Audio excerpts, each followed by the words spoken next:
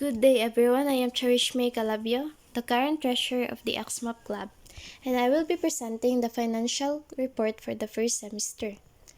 We begin with the statement of cash receipts and disbursements.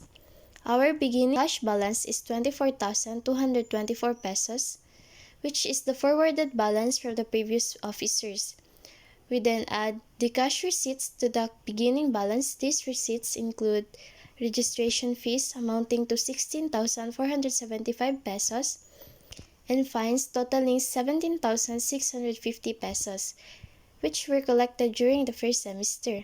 And the total cash receipts is 34,125 pesos. The total cash available is now 58,349 pesos. From this amount, we deduct the cash disbursements, which include the following: reimbursement to Jonalyn Rojas, 348 pesos. Token for graduate officers, batch 2025, 840 pesos. Club fare, 1,003 pesos. General Assembly, 91 pesos. Annual plan, 525 pesos. Business venture, 2,661.45 pesos. Economic Financial Literacy Week, 5,087.50 pesos. CBA AXMAP Acquaintance Party, 105 pesos. And other expenses, 3,588 pesos. And the total cash disbursement for this semester is 14,248.95 pesos. Deducting this from the total cash available of 58,349 pesos results in an ending cash balance of 44,100.05 pesos, which will be carried forward to the second semester. For total accountability, the cash as accounted for is as follows: cash on hand, 41,325.05 pesos. Cash in bank, 2,775 pesos. This gives a total of 44,100.05 pesos, and there is no shortage or overage. Now, here is the breakdown of these expenses. First is the reimbursement of Ms. Jonalyn Rojas, the former president of the AXMAP Club. These are the following: ACN to SSS fare, 13 pesos. SSS to Pag-ibig fare, 13 pesos. Pag-ibig to ACN fare, 13 pesos. Photocopy of letter, 8 pesos. ACN to SSS fare, 13 pesos. SSS to Pag-ibig fare, 15 pesos. Pag-ibig to ACN fare, 13 pesos. Print, 140 pesos. And another print, 120 pesos. And a total of 348 pesos. These expenses were initially paid using her personal funds during the second session of the Economic Financial Literacy Week of the previous academic year. Next is the token for graduating officers, amounting to 840 pesos. These tokens were given to officers who graduated last academic year. The breakdown is as follows: medals and center board costing 680 pesos. Center board wrapping costing 60 pesos, and certificate holders costing 100 pesos, for a total of 840 pesos. Next is the club fare expense of 1,003 pesos. This includes pins and thumbtacks costing 19 pesos, double-sided tape costing 15 pesos, and printing expenses of 75 pesos, which are all used for booth decoration. After the club fare, the officers also had a meal costing 894 pesos, bringing the total of 1,003 pesos. The next is disbursement for General Assembly, amounting to 91 pesos. This includes ribbon cost of 40 pesos, and printing expenses for attendance sheets and program design, amounting to 51 pesos. And gani siya nga ribbon is gigamit ni siya sa pag-tie atong mga ball pens na distribute as welcome tokens for the freshmen. Next is the annual plan, during which the functions and policies of savings campaign were discussed. Expenses include 516 pesos for meals and 9 pesos for printing, totaling 525 pesos. Next are the business venture.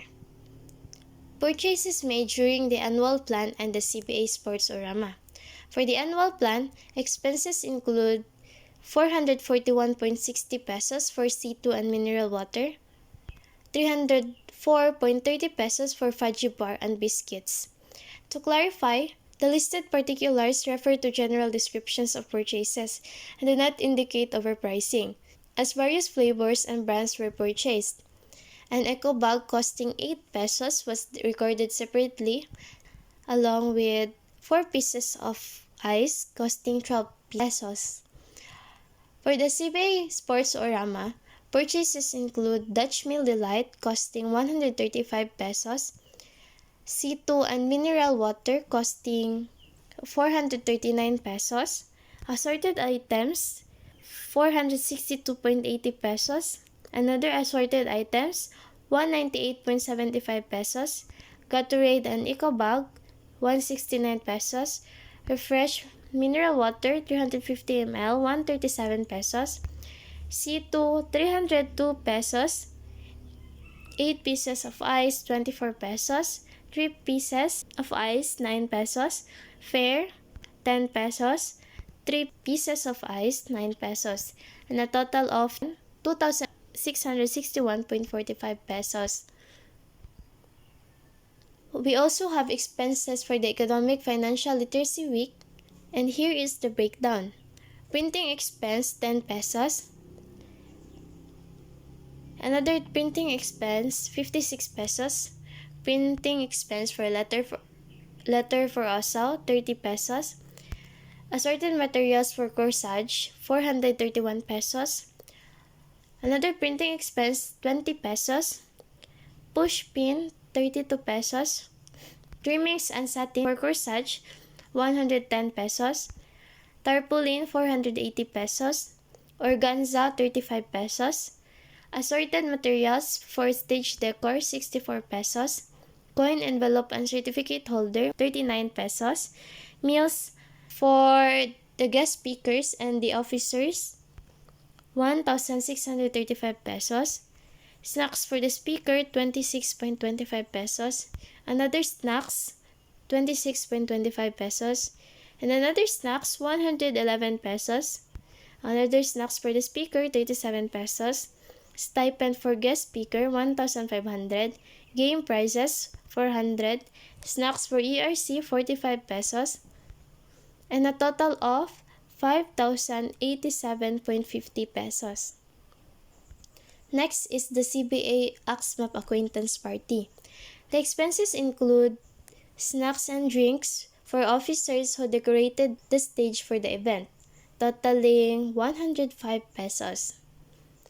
Lastly, we have other expenses which include the following: purchase of AC and receipts 60 pesos, printing fee for resolution 50 pesos, 200 payment for opening a bank account 200 pesos, Silakbo registration fee 600 pesos, printing fee for master list for OSAW 32 pesos, purchase of receipts 60 pesos, another purchase of receipts 60 pesos, another receipts 30 pesos, cartolina 16 pesos, glitter paper and white glue 103 pesos, printing fee 105 pesos.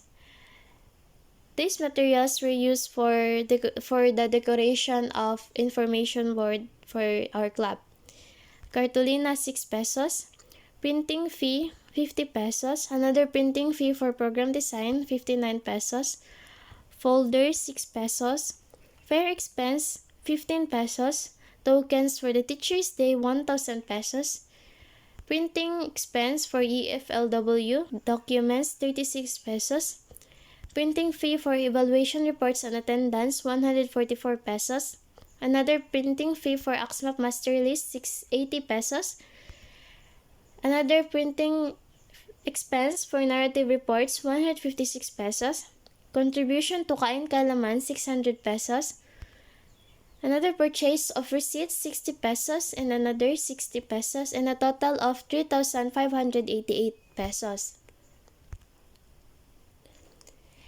For business venture, our sales kay naabot siya og 3,232 pesos. And ato ang purchases is 2,661.45 pesos, which is gi-declare na dito sa liquidation. And 570.55 pesos for our profit. And that's all. Thank you.